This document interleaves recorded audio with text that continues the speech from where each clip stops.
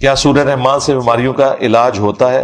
اور ڈاکٹر کہتے ہیں سورہ رحمان ترجمے کے بغیر نہیں، وہ بھی قاری باسط کی آواز میں۔ قاری باسط صاحب تو خود پوری زندگی بیچارے داڑھی نہیں رکھ سکے تھے، ان کی آواز سے کیا فرق پڑتا ہے؟ بات یہ ہے کہ اگر کسی کا تجربہ ہے کہ قرآن کی تلاوت سننے سے کوئی اس طرح کا افیکٹ اس کو ہوا ہے تو ٹھیک ہے، وہ کر لے، باقی اسے قرآن و سنت بنا کے پیش نہ کرے۔ ہم تو جائز سمجھتے ہیں اگر کوئی اس طریقے سے سمجھتا ہے کہ علاج ہو جاتا ہے، تعویذ نہ بنائے۔ تلاوت سنتا ہے وہ تو ٹھیک ہے، سورہ بقرہ کے بارے میں تو مسلم شریف میں آیا کہ جس گھر میں سورہ بقرہ کی تلاوت کی جاتی ہے وہاں پہ شیاطین داخل نہیں ہوتے۔ دیکھیں کوئی بات شروع ہوتی ہے نا، اس کے اینڈ پہ آتا ہے نا فَبِأَيِّ آلَاءِ رَبِّكُمَا تُكَذِّبَانِ، 31 دفعہ تو قرآن میں بھی آیا نا، جنت کی آیات کے بعد بھی آیا۔ ویسے تو ہمارے علماء نے ترجمہ ہی غلط کیا، تم اپنے رب کی کون کون سی نعمتوں کو جھٹلاؤ گے، یہ ترجمہ غلط ہے۔ آلا کہتے ہیں نشانی کو، وہ جنت بھی ہو سکتی ہے، جہنم بھی ہو سکتی ہے، اور فزیکل فینومینا آف نیچر بھی ہو سکتی ہے۔ مولانا مودودی رحمہ اللہ نے ہر آیت کا اس کے کانٹیکسٹ کے اعتبار سے ترجمہ، انہوں نے یہ ترجمہ نہیں کیا تم اپنے رب کی کون کون سی نعمتوں کو جھٹلاؤ گے، ورنہ تو جہنم جو ہے وہ کیا نعمت ہے۔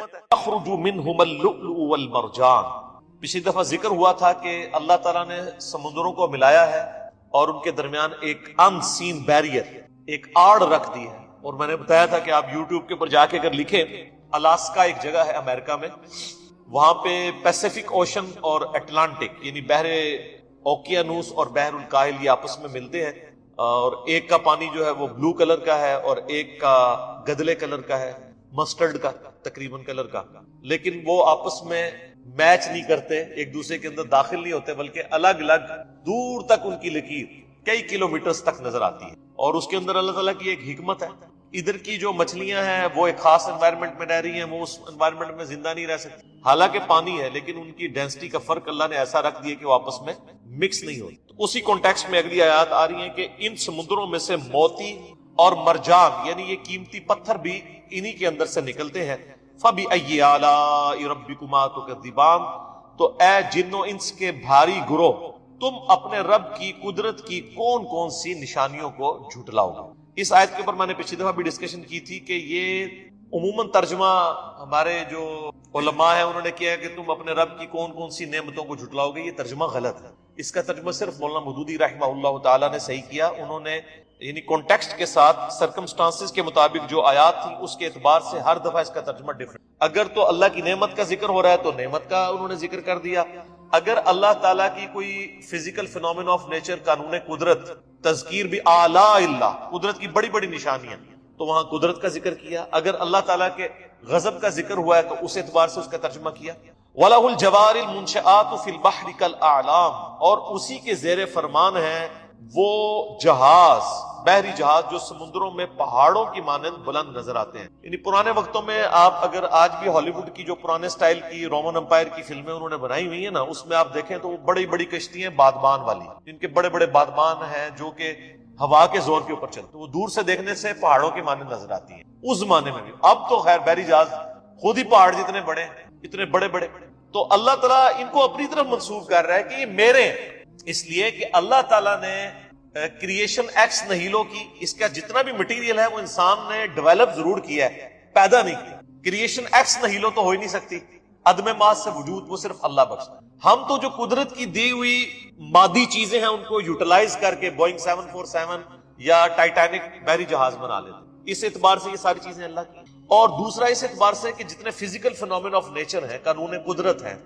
جن کو سائنٹسٹ تو کہتے ہیں سائنٹیفک یا فزیکل لاز ہیں، وہ خدائی قوانین، سائنس تو صرف ڈسکور کرتی ہے، یعنی یہ گریویٹیشنل فورس جو ہے یہ سائنس نے ڈسکور کی ہے، یہ سائنٹیفک فینومینا نہیں ہے، فینومینا تو یہ قدرت کا ہے، اور قدرت سے مراد یعنی اگر ہم بات کریں تو یہ خدا کی قدرت۔ تو یہ جہاز اللہ اپنی طرف منسوب کر رہا ہے کہ ایک تو کریشن کا مٹیریل اللہ کی طرف سے ہے، دوسرا ان کا سمندروں پہ چلنا یہ خدا کی وجہ سے، کیونکہ اللہ تعالیٰ نے سمندروں میں پانی کے اندر ایک قوت اچھال رکھی ہے جسے فورس آف بوائنسی کہا جاتا ہے انگلش میں۔ وہ بچپن میں آپ نے ارشمیدس پرنسپل بھی پڑھا ہوگا کہ ارشمیدس نے یہ پہلی دفعہ یہ چیز دریافت کی تھی، اور یہ ارشمیدس جو ہے اس کا زمانہ حضرت عیسیٰ علیہ السلام سے بھی پہلے، فورس آف بوائنسی اس نے دریافت کی تھی کہ جو بھی فلوٹنگ باڈی ہے اس کے اوپر جو پانی ہے اتنی فورس کے ساتھ اوپر کی طرف عمل کرتا ہے جتنا اس کا ویٹ ہوتا ہے، وہ ویٹ جو اس کا جو والیوم ہے جتنا پانی کے ویٹ کو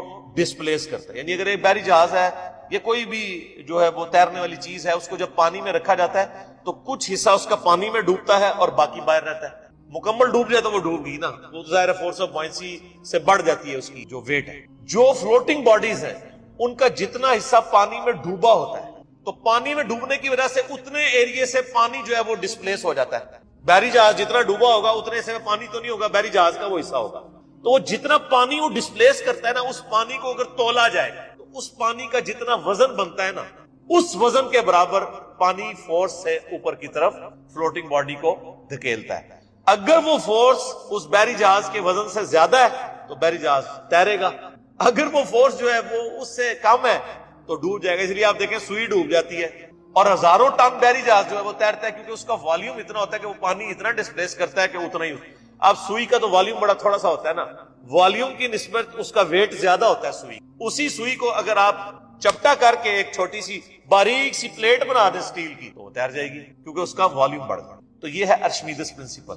تو یہ خدائی قوانین ہیں جن کی وجہ سے یہ آپ کو بحری جہاز بھی سمندروں پہ چلتے نظر آ رہے ہیں. اس لیے اللہ کہہ رہے ہیں یہ میرے ہیں. فَبِأَيِّ آلَاءِ رَبِّكُمَا تُكَذِّبَانِ، تو اے جن و انس کے دو بھاری گروہ ہو، تم اپنے رب کی کون کون سی قدرت کی نشانیوں کو جھٹلاؤ گے.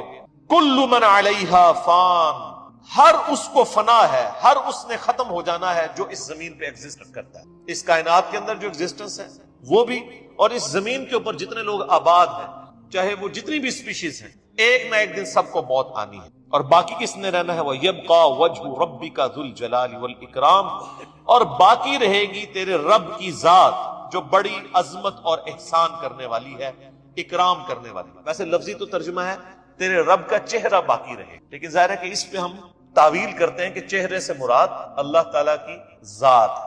یہاں پر میں یعنی خصوصاً جو سلفی اہل حدیث علماء ہیں وہ عموماً قرآن پاک کی آیات کی جب کسی حوالے سے تعویل کی جاتی ہے تو وہ فوراً یعنی تحریف قرآن کا فتویٰ لگا دیتے ہیں، اور وہ کہتے ہیں کہ جی آپ الفاظ کو انہی الفاظ کے ساتھ لیں، اس کی تعویل نہ کریں. اس موقع پر ان کو بھی تعویل کرنی. یہاں ترجمہ تو یہ بنتا ہے کہ تمہارے رب کا چہرہ رہے گا، باقی سب کچھ. تو قرآن حکیم میں تو اہل حدیث بھی مانتے ہیں، باقی بھی مانتے ہیں کہ اللہ تعالیٰ کے ہاتھوں کا بھی ذکر ہے جیسا کہ اس کی شان کے لائق، اللہ کی آنکھوں کا ذکر جیسا کہ اس کی شان کے لائق، اس کی کوئی تمثیل نہیں. لیس کمثلہ شیء وہو السمیع البصیر. یہاں پہ آپ اہل حدیث کا ترجمہ بھی اٹھائیں گے نا تو انہوں نے اس کی تعویل کی کہ تمہارے رب کی ذات کو باقی رکھ. تو ہم کہتے ہیں جناب آپ نے چہرے کو ذات کیوں بنا دیا؟ وہ کہتے ہیں یہ پاسبل نہیں ہے، تعویل تو کرنی پڑے گی. جب دوسرے لوگ اس طرح کی آیات کی تعویل کرتے ہیں تو اس کو اسماء و صفات کا مسئلہ بنا دیتے ہیں. مثلا مولانا مودودی رحمہ اللہ تعالیٰ نے وسع کرسیہ السماوات والارض کی تفسیر کرتے ہوئے تفہیم القرآن میں لکھا کہ یہاں کرسی سے مراد اللہ تعالیٰ کی بادشاہت ہے، اور عین ممکن ہے کہ کوئی فزیکل کرسی بھی ایگزسٹ کرتی ہو، جبکہ اہل حدیث کا موقف یہ ہے کہ نہیں، آپ کو فزیکل کرسی ماننی ہوگی. اگر آپ یہ کرسی سے مراد اللہ کی بادشاہت لیتے ہیں تو یہ آپ قرآن کی تعریف کر رہے ہیں، کیونکہ قرآن میں تو لفظ کرسی کا ہے. یہاں پہ وہ یہ نہیں دیکھتے کہ یہاں پہ چہرے کا لفظ ہے. اے گلاں مولویاں نو انجینئر صاحب ہی کر سکتے ہیں. تو انہوں نہیں سمجھ آتی کہ مولویوں نے کیڑی گیم پائی ہوئی. مولویوں نے جو کچھ قرآن کے ساتھ کھلواڑ کیا ہے نا، ان کی اس کھلواڑ کو صرف وہ بندہ پکڑ سکتا ہے جس کا کمپیریٹیو نالج ہو. اسی لیے میں دیکھیں آیات جہاں جہاں آتی ہے نا، جس بندے نے ڈنڈی ماری ہے نا تو میں پھر ڈنڈا میں بھی اٹھا لیتا ہوں علمی کہ بھئی ان ڈنڈی سو ٹپ نہیں، میرا ڈنڈا آئی نہیں. تو یہاں پہ انہوں نے بھی تعویل کی. اس طرح اور بھی جگہ قرآن پاک میں آتا ہے، سورہ قصص میں آتا ہے کہ ہر چیز فنا ہو جائے گی سوائے رب کے چہرے کے، اور وہ سورہ قصص کی آخری آیات ہے. وہاں پہ آپ یعنی سعودی عرب کی جو تفسیر پڑھیں گے نا، صلاح الدین یوسف صاحب کی، باقاعدہ انہوں نے لکھا ہے کہ اس آیت کی تعویل کیجیے کہ یہاں پہ چہرے سے مراد اللہ کی ذات ہے. یہ لفظ انہوں نے استعمال کیا. اچھا، اسی طریقے سے بخاری مسلم کی حدیث ہے کہ قیامت والے دن 7 لوگوں کو اللہ کا سایہ نصیب ہوگا جس دن اللہ کے سائے کے سوا کسی کا سایہ نہیں ہوگا. وہاں پہ اہل حدیث نے بھی ترجمہ کیا ہوا ہے بریکٹ میں اللہ کے عرش کا سایہ، حالانکہ وہاں تو لفظ ہے اللہ کا سایہ. وہ کہتے ہیں نہیں جی، اللہ کا تو سایہ نہیں ہے نا، اس سے مراد ہے اللہ نے جو سایہ کریٹ کیا ہے اہل جنت کے لیے، اور وہ اس کے عرش کا سایہ ہوگا. اتنی بڑی تعویل. تو یہاں پہ بھی قرآن حکیم میں جہاں کوئی تعویل کرتا ہے وہ نیک نیتی کے ساتھ کرتا ہے. اس کے اوپر جہمیہ کا فتویٰ لگا دینا یا مجسمہ کا فتویٰ لگا دینا حنفیوں کی طرف سے، اور سلفیوں کی طرف سے فتویٰ لگا دینا جہمیہ کا، یہ یعنی علمی خیانت ہے. اور یہ وہ بحثیں ہیں جس کے اوپر یعنی پوری امت کے اوائل میں کتنے فرقے ہیں جو آپس میں یعنی لڑتے رہے ہیں اور کس لیول تک یعنی ان کے اندر اختلاف آیا. فَبِأَيِّ آلَاءِ رَبِّكُمَا تُكَذِّبَانِ، تو اے جن و انس کے دو بھاری گروہ ہو، تم اپنے رب کی کون کون سی نعمتوں کو جھٹلاؤ گے، تم اپنے رب کی کون کون سی قدرت کی نشانیوں کو جھٹلاؤ گے. يَسْأَلُهُ مَن فِي السَّمَاوَاتِ وَالْأَرْضِ، سب زمین و آسمان میں جتنی بھی مخلوقات ہیں وہ اسی کی منگتی ہیں، سب اسی سے مانگتے ہیں، سب اسی سے سوال کرتے ہیں. كُلَّ يَوْمٍ هُوَ فِي شَأْنٍ، اور اس کی شان ہر روز نئے اعتبار سے تجلی فرماتی. ویسے بعض لوگوں نے اس کا ترجمہ کیا ہے کہ اللہ تعالیٰ کو ہر روز کوئی نیا کام ہوتا ہے، تو وہ یہ سمجھتے ہیں شاید ہم بھی دفتر جاتے ہیں تو اللہ تعالیٰ کا بھی کوئی نیا کام ہوتا ہے. یہ نہیں ہے. اس کا جو بالمفہوم ترجمہ ہے کہ اللہ کی شان ہر روز نئے طریقے سے جلوہ نما ہوتی ہے. آج جس طرح سائنس نے ترقی کی ہے اور جو خدا کا تعارف نیشنل جغرافک نے یا اینیمل پلانٹ نے یا ڈسکوری چینل نے کروایا ہے، اور ہمارے بزرگوں کو تو اس کا اشر شیر بھی نہیں پتا تھا. میں ابھی پرسوں اینیمل پلانٹ پہ پروگرام دیکھ رہا تھا ایک عقاب کے بارے میں، تو وہ اس کو ایک بہت بڑی ہڈی ملتی ہے نا، تو اب وہ اس ہڈی کو توڑ تو سکتا نہیں، اس کی چونچ ہے اتنی مضبوط ہڈی. سر آپ حیران ہوں گے، وہ کمنٹیٹر کہتا ہے کہ جی اس کے اندر یہ حص ایوالو ہو گئی ہے، وہ کہتے ہیں نا ایوولوشن ہوئی ہے، تو خدا نے اسے سکھایا نا. وہ جناب 30 دفعہ اس ہڈی کو اٹھاتا ہے، اتنی بڑی ہڈی دونوں پنجوں میں، اور زمین سے تقریباً 1.5 کلومیٹر اوپر کی ہائٹ پہ جاتا ہے اور کوئی سخت چٹان دیکھ کے اس کے اوپر گراتا ہے اس کو، اور یہ عمل وہ 30 دفعہ ریپیٹ کرتا ہے اور بار بار، یعنی 30 دفعہ آپ وہ تھوڑا تو مار نہیں سکتا، ظاہر ہے اس کو اس کے ہاتھ تو نہیں ہے، تو وہ indirect Newton's third law of motion کر رہا ہے، عمل کا رد عمل. 30 دفعہ وہ ہڈی گراتا ہے، وہ 30 دفعہ گر کے اتنی کھوکھلی ہو جاتی ہے کہ الٹیمیٹلی وہ ٹوٹ جاتی ہے، پھر وہ ٹوٹتی ہے تو وہ کھاتا ہے. یہ اس کو کیا سکھایا ہے؟ یہ ہمارے کسی بزرگ کو، کسی صحابی کو، کسی تابعی کو یہ چیزیں ابزرو نہیں ہوئی ہیں. اگر انہوں نے کی بھی ہوں گی تو ایک دفعہ گورے تو جناب ایک ہفتہ کیمرہ لگا کے بیٹھے رہتے ہیں نا. یہ چیزیں تو گوروں نے دریافت کرنی تھی. اور اس طرح کی قدرت کی کئی نشان، یعنی اس میں تو میں فی البدی گھنٹوں بول کہ اللہ تعالیٰ نے مخلوقات کے اندر کیا کیا چیزیں رکھی ہیں، اور وہ سب اللہ کی قدرت کی نشانی ہے جو وقت کے ساتھ ساتھ ایکسپلور ہو رہی ہیں. یہ اللہ تعالیٰ کی نئی نئی شانیں. آپ کو پتا ہے اس وقت ڈیپ اوشن کے اندر ایسی مخلوقات دریافت ہوئی ہیں جو آج سے 20-25 سال پہلے تک بھی دنیا کو پتہ ہی نہیں تھا کہ یہ مخلوقات ایگزسٹ کرتی ہیں. دیکھنا تو بڑی دور کی بات. اور وہ مخلوقات وہ ہیں جو کبھی سمندر کے اوپر نہیں آئی ہیں، وہ نیچے ہی اندھیرے میں رہتی ہیں، انہوں نے سورج کبھی نہیں دیکھا. اور آپ حیران ہوں گے کہ ان کے اندر جو سسٹم ہے نا، یعنی اپنے آپ کو نیچے رکھنے کا، ورنہ تو کوئی بھی چیز فلوٹ کر کے الٹیمیٹلی اوپر تو آ جاتی ہے، وہ اپنے آپ کو نیچے جو رکھتی ہے تو کوئی ٹیکنالوجی چاہیے نا. آپ نے یہ جو آپ دوزیں ہوتی ہیں یہ نیچے کیسے رہتی ہیں؟ اس کے اندر پانی بھرا جاتا ہے باقاعدہ، پھر وہ وزنی ہو جاتی ہے، وہی فورس آف بوائنسی سے بڑھ جاتا ہے ان کا اپنا ویٹ، تو وہ نیچے بیٹھ جاتی ہیں. پھر اوپر لانے کے اس پانی کو باہر نکالنے کے لیے خاص قسم کے انجن ہوتے ہیں. آپ حیران ہوں گے، آپ یوٹیوب کے پر جا کے دیکھیں جو اس وقت ماڈرن جیٹ انجن آپ دوزوں میں استعمال ہو رہے ہیں نا، سیم اسی ڈیزائن کی چیزیں، ایگزیکٹ اسی شکل و صورت کی ان مچھلیوں کے اندر ہے، سیم اسی ان کا جو ہے وہ ڈیفیوژن سسٹم ہے. اب آپ لوگ تو چونکہ انجینئرنگ کی فیلڈ کے نہیں ہے تو اس لیے آپ کو سمجھانا مشکل ہوگا، تو وہ سیم وہی سسٹم، ڈیزائن تک وہی ہے. یعنی اگر انسان آپ دوز بنانے سے پہلے زمین کے یعنی اس طے تک پہنچنے میں کامیاب ہو جاتا تو اس کو ڈیزائن بنانے کے لیے اتنی محنت نہ کرنی پڑتی. اور وہ جناب ہزاروں سال کیا لاکھوں سال سے سمندروں میں ایگزسٹ کرتی مخلوقات اللہ تعالیٰ. تو سر یہ آپ ڈسکوری چینل دیکھیں گے تو آپ کو پتہ چلے گا کل یوم ہوا فی شان، ہر دن وہ نئی شان کے ساتھ، اس کی شانیں تو ہیں، وہ ہمارے سامنے نئی شانوں کے ساتھ ایکسپوز ہو. اور ابھی بھی کئی شانیں ہیں جو اس کی مرنے کے بعد جنت میں پہنچ کے ہمارے سامنے آئیں گی، اس کا تو کوئی احاطہ نہیں کر سکتا. فَبِأَيِّ آلَاءِ رَبِّكُمَا تُكَذِّبَانِ، تو اے جن و انس کے گروہ اپنے رب کی کون کون سی نعمتوں کو جھٹلاؤ گے. سَنَفْرُغُ لَكُمْ أَيُّهَا الثَّقَلَانِ، ان قریب اے دو بھاری گروہ ہو، یعنی جن اور انس، ہم تمہاری طرف متوجہ ہوں گے.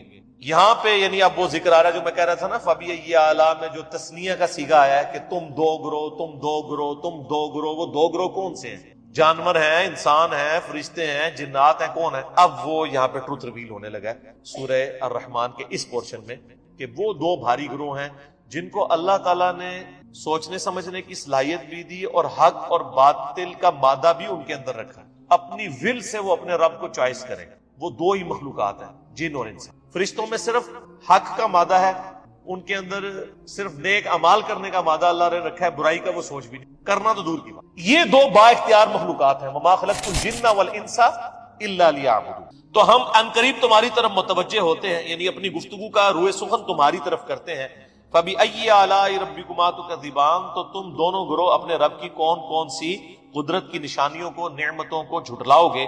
یا معشر الجن والانس، اے جن و انس کے بھاری گروہ ہو، بڑی جماعت ہو، ان استطعتم ان تنفذوا من اقطار السماوات والارض، اگر تم میں طاقت ہے نا کہ تم نکل سکتے ہو زمین و آسمان کی باؤنڈری سے، فانفذوا، تو نکل کے بتاؤ، بھاگو۔ اگر تم اتنی طاقت رکھتے ہو کہ اس کائنات سے بھاگ کے کہیں اور جا سکتے ہو، یعنی خدا کی قدرت سے نکلنے کی کوئی کوشش کر سکتے ہو نا، جہاں بھی جاؤ گے اس کی بادشاہت ہی ہوگی۔ لا تنفذون الا بسلطان، تم جہاں کہیں بھی جاؤ گے تو وہ اسی کی بادشاہت ہو۔ اس آیت کا مختلف انداز سے مختلف لوگوں نے ترجمہ کیا ہے، مفہوم بیان کیا ہے۔ بعض لوگوں نے ترجمہ کیا کہ تم قوت کے بغیر تو نکل نہیں سکو گے، اس سے انہوں نے میزائل پروگرام اور راکٹس کو ثابت کیا۔ سر راکٹس بھی آپ کو کائنات سے باہر تو نہیں لے کے جا سکتے نا۔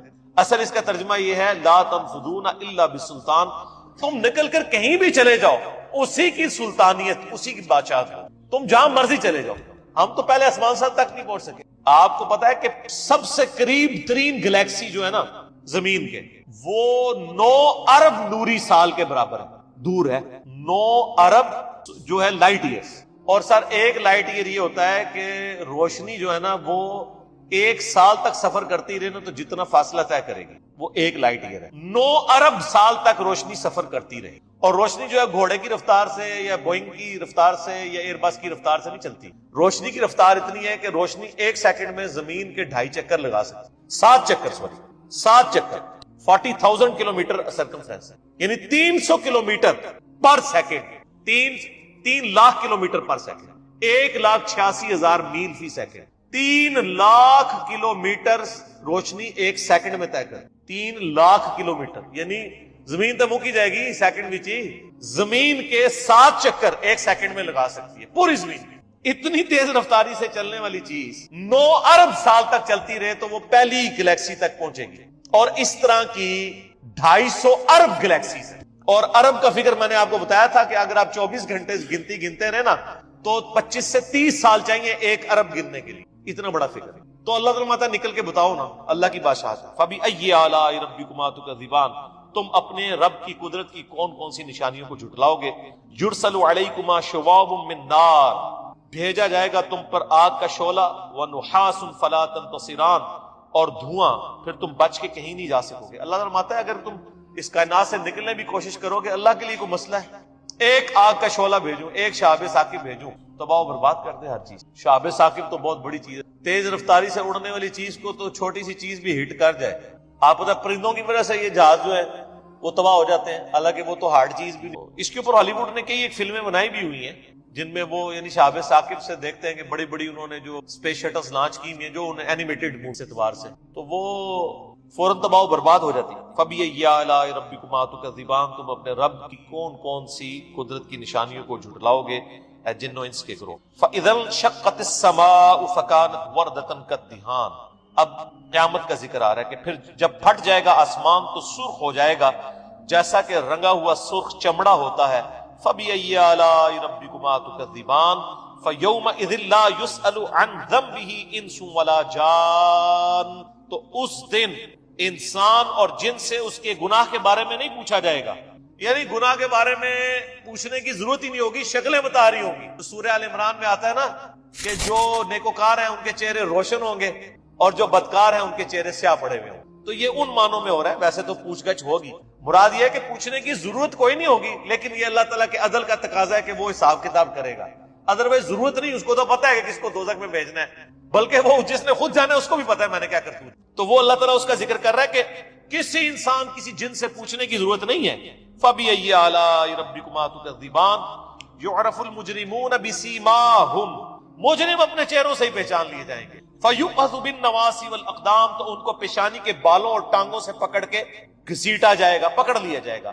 فَبِأَيِّ آلَاءِ رَبِّكُمَا تُكَذِّبَانِ، اچھا یہ اب میں ترجمہ نہیں کرتا جا رہا، ظاہر ہے کہ میں اتنی دفعہ اس کا ترجمہ کر چکا ہوں کہ یہ آپ نے کانٹیکسٹ میں دیکھ لینا ہے۔ اگر تو وہ قدرت کی نشانی ہے تو قدرت، اب دیکھیں یہاں پہ تو مجرموں کا ذکر آ رہا ہے، اور جہنم کا ذکر آ رہا ہے، تو اس کے بعد فبأي آلاء کا ترجمہ یہ کرنا تو بیوقوفی ہے نا کہ رب کی کون کون سی نعمتوں کو جھٹلاؤ گے، یعنی دوزخ تو رب کی نعمت نہیں ہے، وہ تو اللہ کے غضب کا مقام ہے۔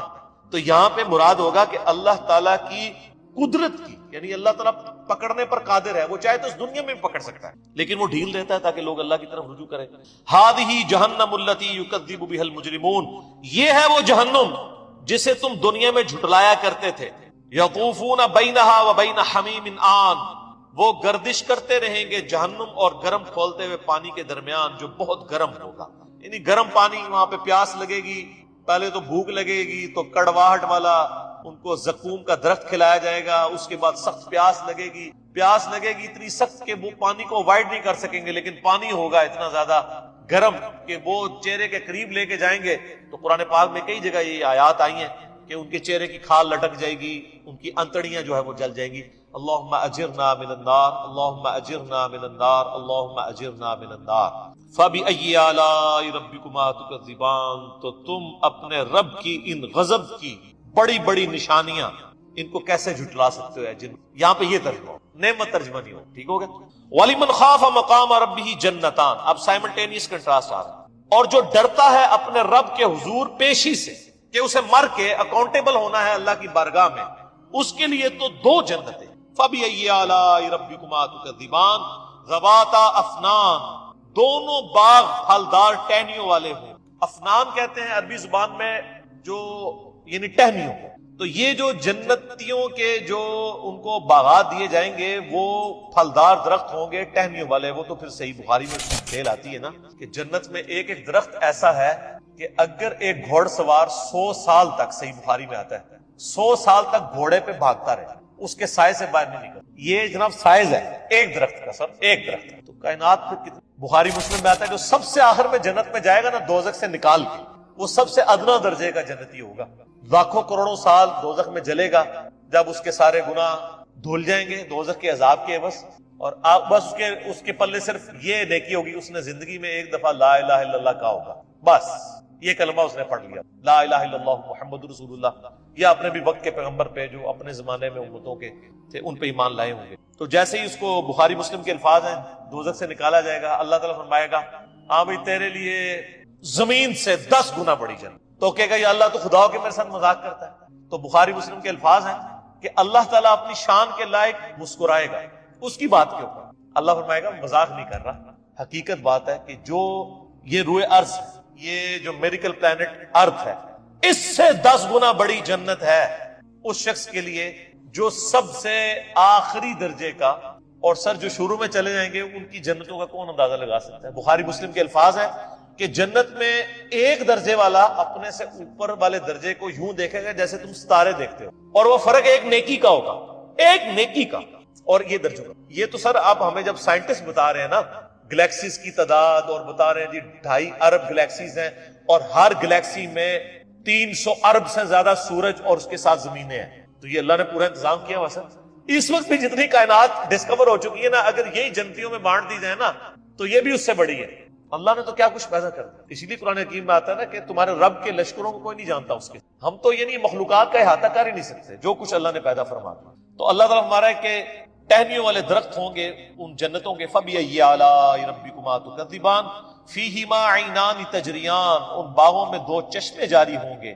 فَبِأَيِّ آلَاءِ رَبِّكُمَا تُكَذِّبَانِ فِيهِمَا مِن كُلِّ فَاكِهَةٍ زَوْجَانِ، اور ان باغوں میں ہر طرح کے میووں کی بھی 2 قسمیں ہوں گی، ہر میوے کی 2 قسمیں ہوں گی۔ اللہ اکبر۔ فَبِأَيِّ آلَاءِ رَبِّكُمَا تُكَذِّبَانِ مُتَّكِئِينَ عَلَى فُرُشٍ بَطَائِنُهَا مِنْ اسْتَبْرَقٍ، جو جنتی ہیں وہ تکیہ لگائے بیٹھے ہوں گے بستروں پر جن کے استر جو ہیں وہ گاڑے ریشم کے ہوں گے۔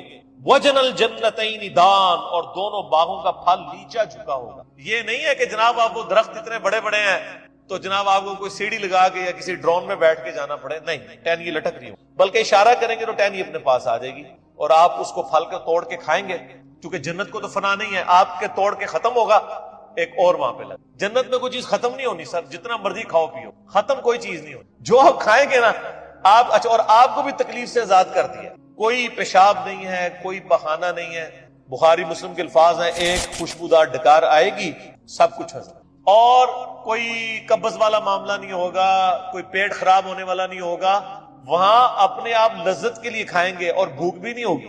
بھوک کے بغیر بھی لذت کی وجہ سے آپ کھانا کھائیں گے، اور لذت کی وجہ سے آپ جتنا مرضی. یہاں پہ بھی لوگ بھوک کے بغیر لذت کے لیے کتنا کچھ کھا جاتے ہیں، کہتے ہیں میں تو ہمیں کھانا کھا کے آیا تو رکھو تو پھر 2 پلیٹیں کھا جاتے ہیں. ادھر بھی اتنے لوگ موجود ہیں، بعض میں جو کچھ بھی بیچاروں کے ساتھ ہوتا رہے تو وہ ایک لادہ بات ہے، لیکن وہاں پہ یہ کچھ نہیں ہو. بخاری مسلم کی یہ تمام احادیث جو جنت کے ٹاپک پہ، ان کو اگر آپ نے ایک جگہ کمبائنڈ فارم میں دیکھنا ہے تو مشکات المصابیح کی 3 جلد میں، جس کو میں نے انسائکلوپیڈیا آف حدیث ڈکلیئر کیا ہے، یعنی اہل سنت کی مین سٹریم کی 13 کتابوں کا یہ مجموعہ، اس کی 3 جلد میں آپ جا کے جنت کا چیپٹر کھول کے پڑھ لیں، آپ کو تمام چیزیں ایک جگہ مل جائیں. اور اگر آپ نے ان کو مزے لے لے کے سننا ہے تو آپ طارق جمیل صاحب کے لیں، میرے اندر اہلیت نہیں کو بیان کروں. اچھا جی، فَبِأَيِّ آلَاءِ رَبِّكُمَا تُكَذِّبَانِ فِيهِنَّ قَاصِرَاتُ الطَّرْفِ لَمْ يَطْمِثُهُنَّ إِنسٌ قَبْلَهُمْ وَلَا جَانٌ.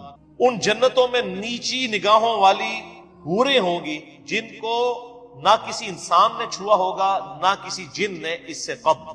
اچھا، ان آیات سے اب یہ بھی پتہ چل گیا کہ جنوں کے لیے بھی ایک جنت ہے اور انسانوں کے لیے بھی جنت. جنوں کے لیے ظاہر ہے ان کی ریکوائرمنٹس اپنی ہیں، آپ کو پتہ ہے صحیح بخاری میں آتا ہے، صحیح مسلم کے اندر کہ نبی علیہ السلام نے منع کیا ہے کہ آپ گوبر یا ہڈی کے ساتھ استنجا نہ کریں، کیونکہ جنوں کی خوراک ہے اس کے. ہماری خوراک تو گوبر یا ہڈی کے اندر نہیں اللہ نے رکھی. جنوں کی آرائش کا، ان کی جو خواہشات کا سامان الگ سے ہے، ان کی جنت الگ ہے، انسانوں کی الگ ہے، لیکن ان کے لیے اپنی جنیاں ہوں گی. تواڈے سے تواڈیاں جنیاں ہوں گی وہاں، لیکن جنیاں نہیں ہوں گی وہاں پہ بڑی شریف قسم کی. فَبِأَيِّ آلَاءِ رَبِّكُمَا تُكَذِّبَانِ كَأَنَّهُنَّ الْيَاقُوتُ وَالْمَرْجَانُ. اور یہ جنتی عورتیں ایسی ہوں گی گویا یاقوت اور مرجان.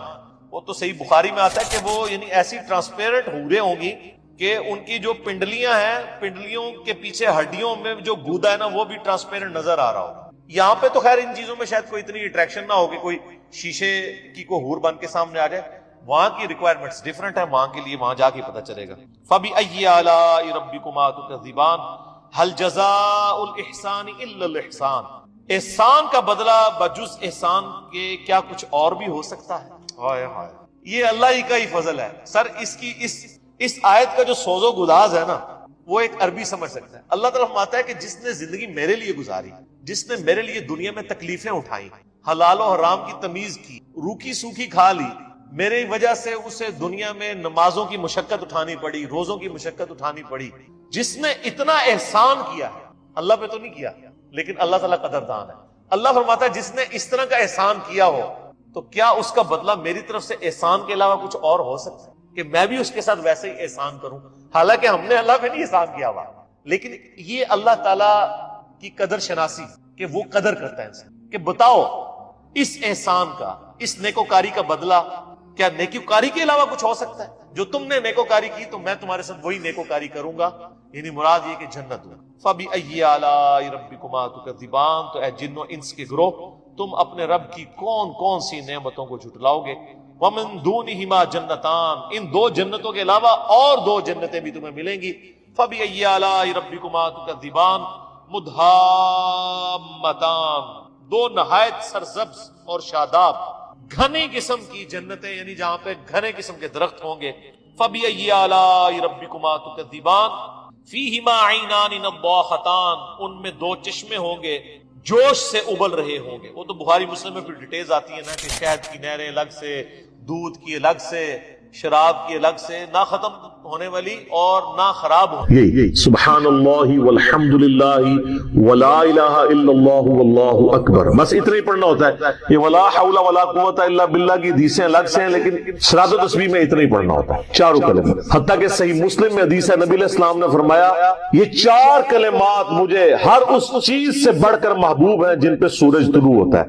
یعنی دنیا اور جو کچھ دنیا کے اندر ہے اس سے بڑھ کر مجھے یہ چیز محبوب ہے کہ میں یہ 4 کلمات کہہ لو سبحان اللہ والحمدللہ ولا الہ الا اللہ واللہ اکبر. اور صحیح مسلم کی ایک اور حدیث ہے کہ نبی علیہ السلام نے فرمایا اللہ تعالیٰ کو اس سے بڑھ کر کوئی اور کلمات محبوب نہیں ہے, اور یہ حصہ بخاری میں بھی ہے اس کا, اور اس میں اللہ تعالیٰ کی طرف سے کوئی پابندی نہیں ہے, تم ان کی ترتیب بھی بدل سکتے ہو, یعنی سبحان اللہ کے بعد آپ اللہ اکبر پڑھ لیں, پھر لا الہ الا اللہ, کوئی فرق نہیں. یہ ایک اوپن چیز ہے. آپ یوں بھی کر سکتے ہیں کہ پہلے 100 دفعہ پڑھ لیں سبحان اللہ سبحان اللہ سبحان اللہ, الحمدللہ الحمدللہ الحمدللہ, اللہ اکبر, کیونکہ را کو پھر لام سے ملائیں گے, اللہ اکبر اللہ اکبر اللہ اکبر, لا الہ الا اللہ لا الہ الا اللہ لا الہ الا اللہ. اور یوں بھی پڑھ سکتے ہیں, وہ زیادہ بہتر ہے, سبحان اللہ والحمدللہ ولا الہ الا اللہ واللہ اکبر, کیونکہ اکبر پہ وقف کریں گے, ورنہ یہ سبحان اللہ تو الحمدللہ ہی پڑھ نہیں سکتے آپ, کیونکہ الحمدللہ الحمدللہ بنے گا کنٹینیوس, جیسے اللہ اکبر اللہ اکبر اللہ اکبر, تو وقف کرنا پڑے گا سوائے سبحان اللہ کے. سبحان اللہ یہ تو پڑھ سکتے ہیں, لیکن الحمدللہ کو الحمدللہ وقف کرنا پڑے گا. اللہ اکبر اگر ملائیں گے تو اللہ اکبر را کو نام سے, تو اس کی بجائے اتنی مشکل میں نہ پڑے, سبحان اللہ والحمدللہ ولا الہ الا اللہ واللہ اکبر. ایک تسبیح پڑھ لیں, چاروں وظیفے 100 دفعہ ہو جائیں گے, کیونکہ نبی علیہ السلام نے اجازت دے دی ہے نا, آگے پیچھے دائیں میں کچھ بھی کر سکتے ہو. اور یہ ترتیب تو صلاۃ التسبیح میں موجود ہے, نبی علیہ السلام نے کلمات پڑھے بھی ہیں. آپ کو پتہ ہے تبلیغی جماعت والے 3 وظیفے بتاتے ہیں, ویسے بڑی سمجھداری سے ہی کسی نے وہ ڈیوائز کیے ہوئے ہیں. 100 دفعہ وہ یہ بتاتے ہیں سبحان اللہ والحمدللہ ولا الہ الا اللہ واللہ اکبر, وہ ساتھ وہ بتاتے ہیں ولا حول ولا قوت الا باللہ, وہ بھی پڑھ سکتے ہیں, وہ بھی صحیح بخاری میں رات کو اٹھتے وقت کی دعا ہے. ہل علی العظیم تک بھی پڑھ سکتے ہیں, وہ ابن ماجہ میں موجود ہے. میرا ایک یوٹیوب پہ کلپ ہے 6 کلموں کا ثبوت, تو میں نے بتایا 4 کلمے ثابت ہیں, 2 مولویوں کے لکھے ہوئے ہیں آخری والے جو ہے. تو بلکہ وہ میرا بیٹا تو وہ اس کے وہ کورس میں آیا تو اس نے 2 یاد ہی نہیں کیے, تو اس کو ماں کہہ رہی یاد کرو, کہتی ثابت, وہ کہتا ثابت ہی نہیں ہے تو کیوں ساری یاد کر. ہم ریکویسٹ کریں گے, ہمارے پاس بھی وہ کورس اسلامیات کا جو ہے نا اس کو ریویو کرنے کے لیے بھیجا ہوا ہے ہماری اکیڈمی میں انہوں نے, تو ہم اس میں ان کو ریکویسٹ کریں گے کہ یہ آخری 2 کلمے نکال دیں, پہلے 4 کلمے ثابت ہیں. وہ تو ثابت ہی نہیں ہے, تو خام خواہ لوگوں کو آپ رٹا رہے ہیں. الٹا جن لوگوں کی شادی ہونے والی ہوتی ہے وہ بیچارے ٹینشن میں پڑے ہوتے ہیں 6 کلمے یاد کرنے کے, حالانکہ کلمے کے ساتھ تو کوئی تعلق ہی نہیں اس کے. تو یہ جو صلاۃ التسبیح کے اندر بھی پڑھا جاتا ہے, لیکن اس میں لا حول ولا قوت الا باللہ نہیں, وہ تو لادہ سے بخاری مسلم میں حدیث ہے کہ جنت کے خزانوں میں سے ایک خزانہ ہے لا حول ولا قوت الا باللہ. تو آپ پڑھنا چاہتے ہیں ضرور پڑھیں, اس میں وظیفے کے طور پہ آپ پوری تسبیح اس کی پڑھ لیں بے شک. تو تبلیغ جماعت والے یہ بتاتے ہیں 100 دفعہ درود شریف بتاتے ہیں اور 100 دفعہ استغفار بتاتے ہیں, بہت انٹلیکچوئل چیز ہے. یہ وظیفہ اتنا کمال ہے کہ آپ کے ہر فرض نماز کے بعد یہ وظیفہ نبی علیہ السلام نے مشروع کیا ہے. مسلم شریف میں حدیث ہے ہر فرض نماز کے بعد یہ وظیفہ پڑھنے والا کبھی نامراد نہیں جاتا. 33 دفعہ سبحان اللہ, 33 دفعہ الحمدللہ, اور 34 دفعہ اللہ اکبر. اور ایک حدیث میں ہے مسلم شریف کی کہ جو پڑھے 33 دفعہ سبحان اللہ, 33 دفعہ الحمدللہ, 33 دفعہ اللہ اکبر, اور 100 کا عدد پورا کرنے کے لیے پڑھ لے لا الہ الا اللہ وحدہ لا شریک لہ لہ الملک ولہ الحمد وہو علی کل شیء قدیر. 100 کا عدد اس سے بھی پورا کر سکتے ہیں, اور 100 کا عدد اللہ اکبر کہہ کے بھی پورا کر سکتے ہیں. تو اس کے سارے گناہ معاف کر دیے جائیں گے اگرچہ سمندر کی جھاگ کے برابر ہی کیوں نہ ہو, لیکن وہ صغیرہ گناہ, کبیرہ گناہ صرف توبہ سے معاف ہوتے ہیں. وہ صحیح مسلم میں حدیث ہے کہ اگر بڑے گناہوں سے بچا جائے تو ایک جمعے سے دوسرا جمعہ, ایک رمضان سے دوسرا رمضان, اور ایک نماز سے دوسری نماز درمیان کے گناہوں کا کفارہ بن جائے گی. لیکن جو نماز ہی نہیں پڑھتا تو جمعہ پڑھتا رہے تو وہ تو بڑے گناہوں سے نہیں بچا ہوا نا. مسلم شریف میں حدیث ہے بندے کے کفر اور اسلام کے درمیان فرق نماز ہے. یہ نہ ہو کہ ایک رمضان پڑھ لے, اگر رمضان کے بھی چلے سارے, نہیں نا, اس طرح نہیں ہوگا. تو یہ وظیفہ اتنا کمال ہے, بخاری مسلم دونوں میں حدیث ہے. کچھ غریب صحابہ حضور کے پاس ہے, یا رسول اللہ ہر مقابلے میں ہم برابری کر لیتے ہیں امیر اصحاب کی. وہ روزے رکھتے ہیں, ہم بھی روزے رکھ لیتے ہیں. وہ نمازیں پڑھتے ہیں, ہم بھی نمازیں پڑھ لیتے ہیں. وہ جہاد کرتے ہیں, ہم بھی جہاد کر لیتے ہیں. ایک معاملے میں آ کے ہم مارے جاتے ہیں. قرآن میں بار بار ہے اللہ کی راہ میں خرچ کرو, ہم تو خود ہی غریب ہیں. تو آپ ہمیں کوئی اس کا حل تجویز کریں. تو آپ فرمایا میں تمہیں ایک ایسی چیز بتاتا ہوں ہوں کہ تم ان کی برابری کر لو گے. تم ہر فرض نماز کے بعد 33 دفعہ سبحان اللہ، 33 دفعہ الحمدللہ، 34 دفعہ اللہ اکبر پڑھ لیا کرو. یہ بخاری مسلم دونوں میں. کچھ دنوں کے بعد پھر وہ حاضر ہو، یا رسول اللہ وہ تو امیر صاحبہ کو بھی پتہ چل گیا، وہ بھی یہی کچھ پڑھ رہے ہیں. اب ہم کیا کریں؟ تسی تک لو جناب، تسی گرین کارڈ دے تے بلو کارڈ دے چکر وچ پے ہو، دنیا دے آخرت کے نہیں. صحابہ کرام آخرت کے بلو اور گرین کارڈ کی بات کر. تو نبی علیہ السلام مسکرائے. آپ نے فرمایا ذالک فضل اللہ یؤتی من یشاء، یہ اللہ کا فضل ہے، میں تو اللہ کا فضل نہیں روک سکتا. ٹھیک ہے نا؟ تو ظاہر ہے گیون سرکمسٹانسز اللہ کے دیے ہوئے ہیں، اس کے اندر آپ بیسٹ پرفارم کرنے کی کوشش کریں. اللہ کے فضل کو تو کوئی روک نہیں لگا سکتا نا. کوئی یہ نہیں کہہ سکتا کہ جی وہ یعنی تیرے ہوتے جنم لیا ہوتا کیوں نہیں ہوا، ہو سکتا ہے ابو جہل ہی ہوتا. تو جس حال میں اللہ نے رکھا ہے اسی کو آپ بہتر سمجھیں. اس طرح کی کئی احادیث ہیں جو ان وظیفوں کو سپورٹ. اچھا مسلم شریف میں ایک حدیث میں یہ بھی ہے کہ 10 دفعہ سبحان اللہ، 10 دفعہ الحمدللہ اور 10 دفعہ اللہ اکبر. اگر کسی کے پاس ٹائم تھوڑا ہے نا تو فرض نماز کے بعد یہ بھی پڑھ سکتے، 10 دفعہ بھی وظیفہ یہ والا کیا جا سکتا. ایک بڑی دقت انگیز ہے. ہمارے یوسف بھائی نے اس پہ کلپ بھی بنایا ہے، صفین کی راتوں میں. بخاری مسلم دونوں میں حدیث ہے. مولا علی علیہ السلام خود روایت کر رہے ہیں. وہ کہتے ہیں کہ نبی علیہ السلام کو جب اللہ نے کچھ شادگی دی، کچھ غلام آپ کو گفٹ ملے، تو میں نے فاطمہ سے کہا کہ تم پورا دن گھر کی صفائی کرتی ہو، چکی چلاتی ہو. اس کی وجہ سے ان کے ہاتھ پہ بھی نشان بن گئے تھے. اس طریقے سے سامان اٹھا کے لاتی تھی تو وہ رسی کے نشان یہاں پڑے ہوئے تھے. تو نبی علیہ السلام سے جا کے جو ہے وہ ایک غلام ڈیمانڈ کر لیتے ہیں جو ہمیں ذرا ہیلپ آؤٹ کر دے گا. جب سب کو مل رہا ہے تو ہمیں بھی مل جائے گا. تو سیدہ فاطمہ حاضر ہوئی. یہ حدیث بخاری میں بھی ہے، مسلم میں. تو حضور علیہ السلام کے پاس گئیں، بات نہیں کر سکتی. طبیعت میں تربیت کس کی تھی سر؟ بولڈنس نہیں تھی وہ، حالانکہ باپ ہے اور حضور کو پتا تھا اپنی بچی کی عادت. تو وہ گئیں، بات نہیں کر سکی، واپس چلی گئی. تو حضور علیہ السلام محفل برخاست ہوئی، آپ خود آ گئے. سر وہ حدیث کمال ہے. مولا علی کہتے ہیں میں اور فاطمہ ایک چادر میں لیٹے ہوئے تھے اور نبی علیہ السلام ہمارے گھر میں آئے اور پاؤں کی جانب سے نبی علیہ السلام ہمارے بستر میں داخل ہوئے، حتیٰ کہ آپ کے پاؤں کی ٹھنڈک ہم نے اپنے سینے پہ محسوس. یعنی حضور علیہ السلام نے پاؤں کی جانب سے اپنے پاؤں انٹر کیے اور وہ پاؤں سیدہ فاطمہ اور مولا علی کے سینے تک پہنچ گئے تو انہوں نے ان کو سینے سے لگا لیا. سر یہ فرینکنس کسی صحابی کو نصیب ہو سکتی؟ تو آپ نے فرمایا وہ فاطمہ تم آئی تھی، کوئی کام تھا؟ سیدہ فاطمہ سے پھر بھی بات نہیں نکلی. تو حضرت علی کہتے ہیں میں نے نا پھر کہا یا رسول اللہ وہ میں نہیں بھیجا تھا، پورا دن کام کرتی ہے. آپ کی بیوی کہتی ہے ہماری کوئی ذمہ داری نہیں ہے. یہ بھی تو بیوی تھی. بخاری مسلم میں حدیث ہے جنتی عورتوں کی سردار ہے فاطمہ سلام اللہ علیہا. تو میں نے غلام کے لیے عرض کیا تھا یہ تھک جاتی ہے، میں ہیلپ آؤٹ کر دے گا. آپ نے السلام فرمایا میں تمہیں سے بہتر نہ چیز عطا کروں. کہ یا رسول اللہ عطا کریں. یعنی آپ لوگ تو سمجھ رہے ہوں گے کہ غلام مانگا تو شاید ایک گھوڑا بھی ساتھ گفٹ مل جائے گا. ان کا جب رات کو بسترے پہ جانے لگو نا تو 33 دفعہ سبحان اللہ، 33 دفعہ الحمدللہ اور 34 دفعہ اللہ اکبر پڑھ لیا کرو. یہ تمہارے لیے اس غلام سے بھی بہتر ہے. یعنی سارے دن کی تھکاوٹ اتر جائے گی. سر یہ بہت بہترین وظیفہ. تو اچھا یہ حدیث مولا علی پوری زندگی سنایا کرتے تھے کیونکہ حضرت فاطمہ اور مولا علی کی ایک محبت بڑی مثالی تھی. پھر لوگ بھی جو ہے نا وہ مولا علی سے پوچھا کرتے تھے وہ فاطمہ والی حدیث تسبیح فاطمہ، اسے تسبیح فاطمہ اس لیے کہا جاتا ہے. تو یہ حدیث جب بیان کی مولا علی نے تو آگے نے تابعین نے پوچھ لیا، بخاری مسلم دونوں میں کہ حضرت علی کہتے ہیں کہ وہ دن ہے آج کا دن ہے، میں نے کبھی یہ وظیفہ چھوڑا نہیں ہے. سر استقامت تو خود مل جاتی ہے. جس کے بسترے میں جا کے نبی علیہ السلام وظیفہ سکھا رہے ہوں تو وہ پوری زندگی اس واقعے کو کبھی بھول سکتا ہے کہ مجھے خود آ کے میرے بسترے میں آ کے اور حتیٰ کہ آپ کے قدم مبارک میرے سینے سے لگے تھے، اس حال میں حضور نے مجھے یہ تحفہ دیا ہے، وہ تحفہ کوئی بھلا سکتا ہے؟ تو تابعی نے کہا کہ مولا علی سے کہا کہ کیا جنگ صفین کی راتوں میں بھی آپ یہ وظیفہ پڑھا کرتے تھے جب مسلمانوں پہ اتنا مشکل وقت تھا، آپ میدان جنگ میں تھے؟ آپ دیکھیں 30 سال کے بعد مولا علی کو تلوار دوبارہ اٹھانا پڑی اسلامی نظام کو بچانے. تو مولا نے کہا صفین کی راتوں میں بھی میں نے کبھی یہ وظیفہ نہیں چھوڑا. نبی داؤد کے اندر صحیح سند سے حدیث ہے، مشکات میں بھی آپ کو دوسری جلد میں مل جائے گی. اللہ تعالیٰ کے جو اسماء اور ناموں کے اعتبار سے اسماء اعظم جو اللہ کے بڑے نام ہیں جن کی وجہ سے اگر اللہ کی طرف رجوع لایا جائے تو دعا کی قبولیت ہوتی ہے، اس حوالے سے سنن نبی داؤد میں ایک حدیث ہے کہ نبی صلی اللہ علیہ وآلہ وسلم نے فرمایا کہ اللہ تعالیٰ کے جو اسماء اعظم ہیں جسے ہم یہ اسم اعظم بھی کہتے ہیں وہ قرآن حکیم کی 2 آیات کے اندر ہے، ایک سورۃ البقرہ کی اور ایک سورہ آل عمران.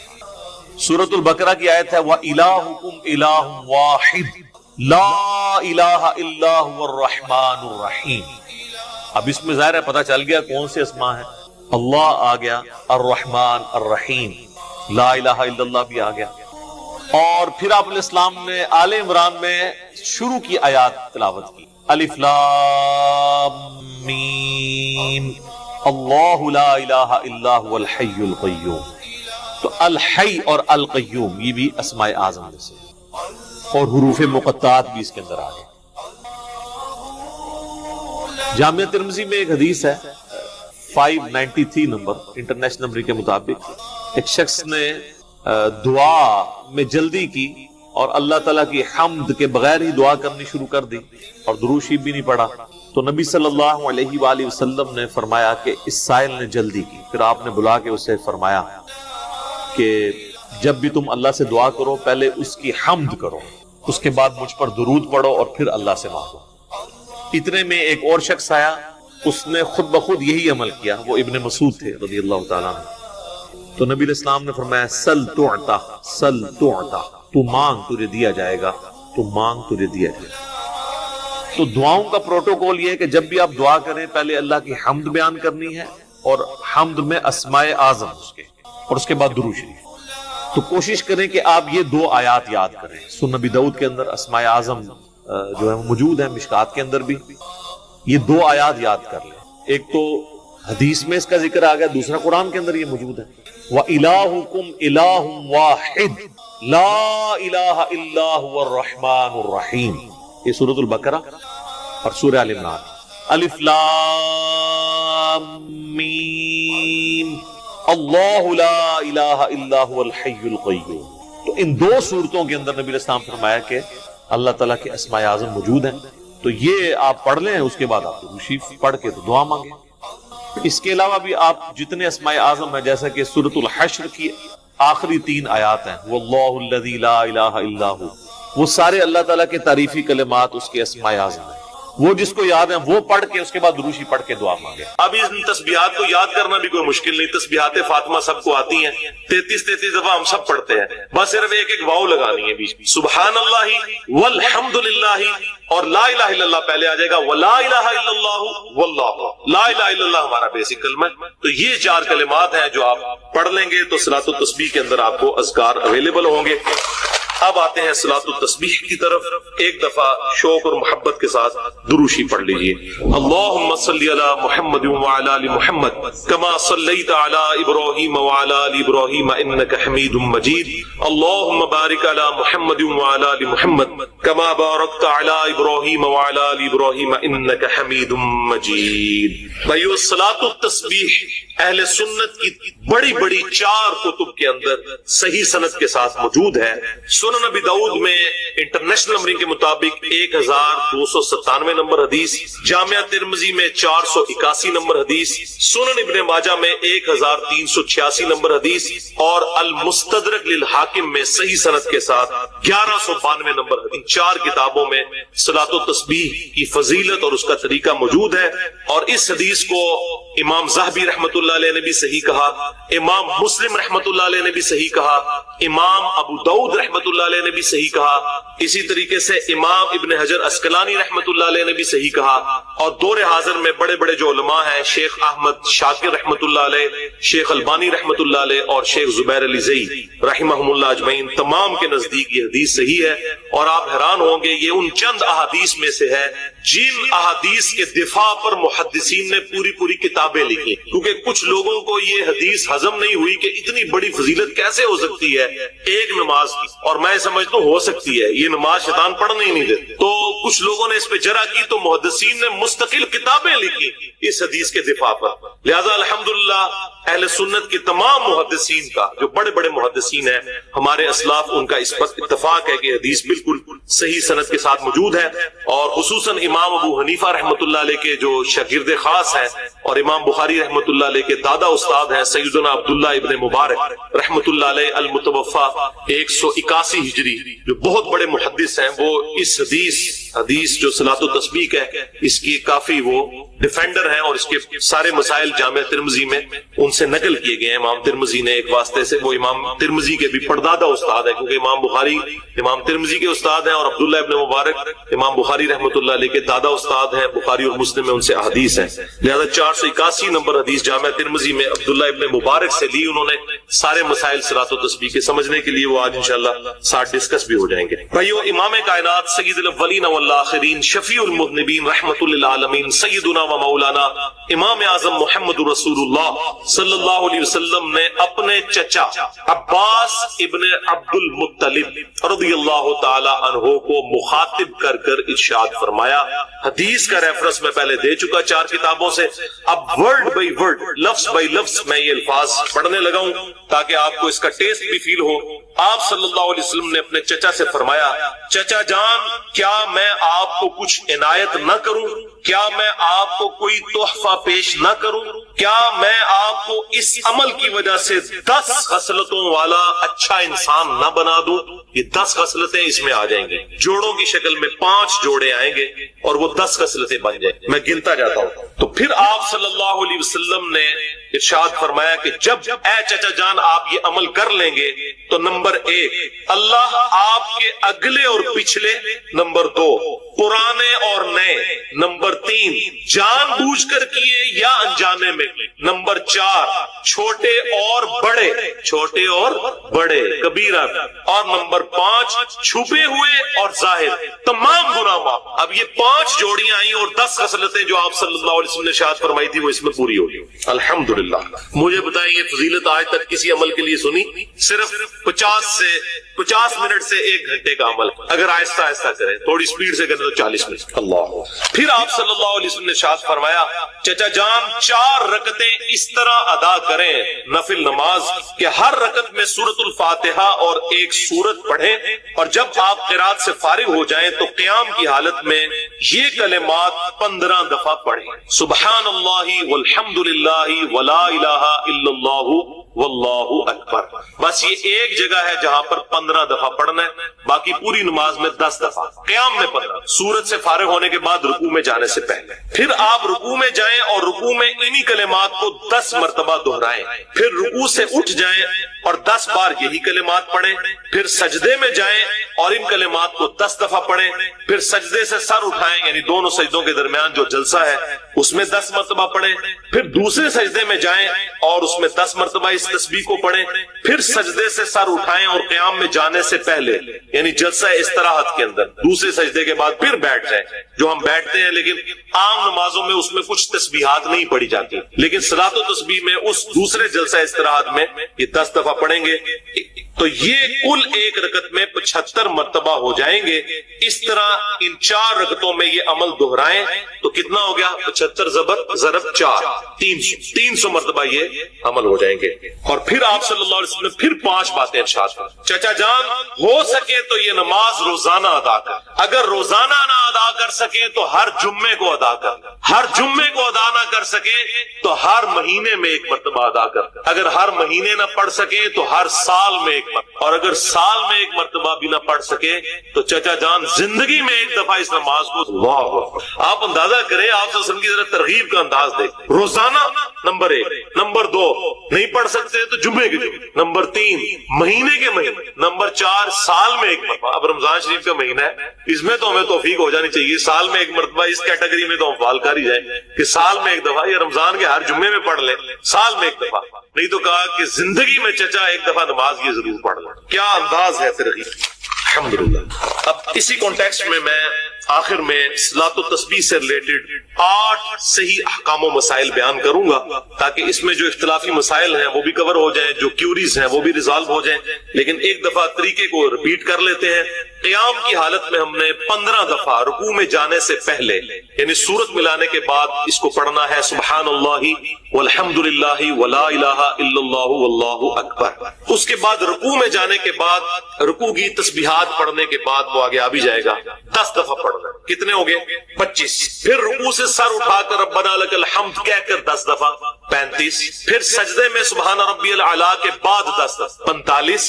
پھر 2 سجدوں کے درمیان ربی اغفر لی پڑھنے کے بعد 10 دفعہ 55. پھر دوسرے سجدے میں سبحان ربی الاعلی کے بعد 10 دفعہ 65. پھر دوسرے سجدے سے سر اٹھا کر پھر بیٹھ جاتے ہیں جلسہ اس طرح جس کا بخاری میں حکم ہے 6251 نمبر حدیث میں. تو یہ ہو جائیں گے پھر 75 مرتبہ. جب ادھر بھی 10 دفعہ پڑھ لیں گے تو ایک رکعت میں 75 مرتبہ اور 4 رکعتوں میں. یہ جو آلہ تسبیح کا استعمال ہے نا، یہ کوئی بدعت والا معاملہ نہیں ہے، ہمارے سلف سے ثابت ہے اور اس کے اوپر یعنی قرآن و سنت کے دلائل بھی موجود ہے. اسی کی آج کل ماڈرن فارم الیکٹرانک کاؤنٹر کی شکل میں بھی آ چکی ہوئی ہے. اور بعض لوگ انگلیوں میں پڑھنے میں آسانی محسوس کرتے ہیں، یعنی آپ کی اپنی مرضی ہے، کسی کے اوپر فتویٰ نہ لگائیں. اس کا جواز موجود ہے اور اہل حدیث کے ہاں بھی سارے علماء نہیں ہیں، چند تھوڑے سے ذرا جس کو کہتے ہیں نا ذرا ضدی ٹائپ کے لوگ ہیں، وہ اس حوالے سے اختلاف کرتے ہیں. آپ اگر سعودی عرب چلے جائیں تو وہاں پہ آپ کو مسجد نبوی شریف کے احاطے کے اندر اور حرم شریف کے احاطے میں آپ کو تسبیحیں بکتی ہوئی نظر آئیں گی. اگر وہ اس کو غلط سمجھتے ہو نا تو وہ کبھی وہاں پہ بکنے نہ دیں. اور حیران کن بات یہ ہے کہ اس وقت چائنا جو ہے وہ ٹوپی اور تسبیح کی مد میں 4 ارب ڈالر کی تجارت کر رہا ہے سالانہ. 4 ارب ڈالر ماشاءاللہ کی جناب بول رہے ہو. پر شرمندگی دی گل ہے ساڈے واسطے کہ پاکستان جیسا اسلامی جمہوریہ پاکستان ٹوپی اور تسبیح بھی نہیں بنا سکا. یہ کوئی راکٹ سائنس ہے؟ آپ دیکھیں وہ تسبیح اتنی سستی تسبیح ہے چائنا کی، آج سے جو 25-30 سال پہلے ہم جتنے روپے کی تسبیح خریدتے تھے نا اس سے بھی کم میں وہ آج دے رہے ہیں اور اس سے زیادہ مضبوط. وہ مچھلی والی انہوں نے نائلون کی ڈوری بیچ میں ڈالی ہوتی ہے جو ٹوٹتی نہیں ہے. ٹھیک ہے. پھر پیارے خوبصورت پلاسٹک کے دانے ہوتے ہیں ٹرانسپیرنٹ سے، یعنی وہ دیکھ کے تو ویسے ہی تسبیح کو پکڑنے کو دل کرتا ہے. اور بڑی سستی سی تسبیح ہے وہ.